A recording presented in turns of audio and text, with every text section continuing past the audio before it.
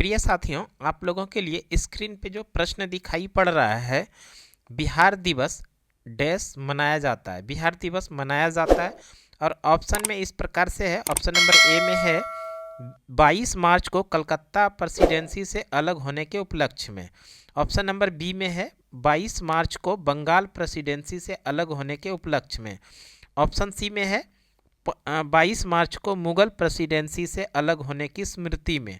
Option D में है उपयुक्त में से एक से अधिक और ऑप्शन नंबर ई में है उपयुक्त में से कोई नहीं। ये जो प्रश्न है अभी हाल ही में बीपीएससी के द्वारा टीआरई 3 परीक्षा हुआ था। टीआरई 3 यानी शिक्षक भर्ती के लिए एग्जामिनेशन हुआ था, उसी में से ये प्रश्न पूछा गया था। इस प्रश्न को पढ़ने के पहले थोड़ा हम लोग एक्सप्लेनेशन समझ लेते हैं, उसके बाद इसका सही आंसर करते हैं।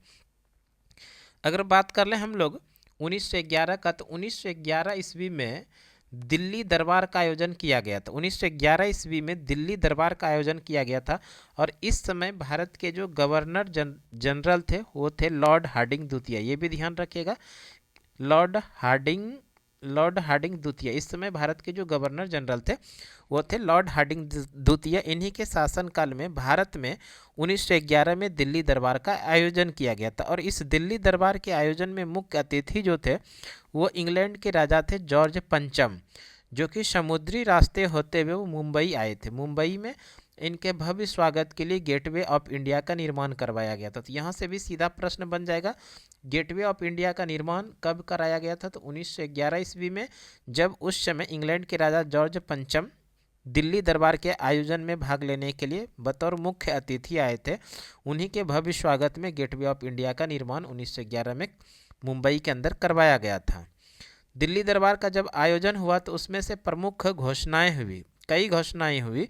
उसमें से प्रमुख जो घोषणा हुई, पहला घोषणा था बंगाल का जो विभाजन किया गया था लॉर्ड कर्जन के द्वारा 1905 ईस्वी में, उसको रद्द कर दिया गया। पहला ही घोषणा हुआ, बंगाल का विभाजन 1905 में जो किया गया था उसको रद्द किया गया था दिल्ली दरबार के 1911 के दिल्ली दरबार के आयोजन में। उसके बाद जो घोषणा हुआ, भारत की राजधानी कोलकाता से बदलकर दिल्ली कर दिया जाएगा। और दूसरा घोषणा हुआ कि भारत की राजधानी इस समय कोलकाता हुआ करती थी, जिसकी राजधानी बदल के अब कहाँ कर दिया जाएगा?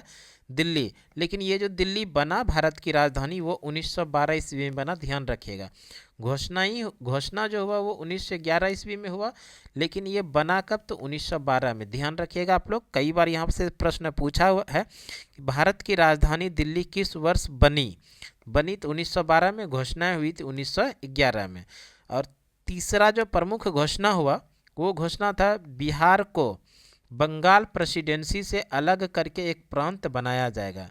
तो यहाँ पर ये आपके प्रश्न का सही आंसर मिल रहा है, बिहार को बंगाल से अलग प्रेसिडेंसी बनाया जाएगा, यानी अलग प्रांत बनाया जाएगा। और इस तरह से ये घोषणा हुआ 1911 ईस्वी में, जबकि ये प्रभावी हुआ यानी लागू हुआ, वो लागू हुआ 22 मार्च 1912 ईस्वी को। तो ध्यान रखना है कि बिहार बंगाल प्रेसिडेंसी से कब अलग हुआ? अलग घोषणा हुआ 1911 ईस्वी में दिल्ली दरबार के आयोजन में, लेकिन इसकी जो प्रभावी डेट था, लागू होने का डेट था, वो 22 मार्च था, 22 मार्च 1912 को।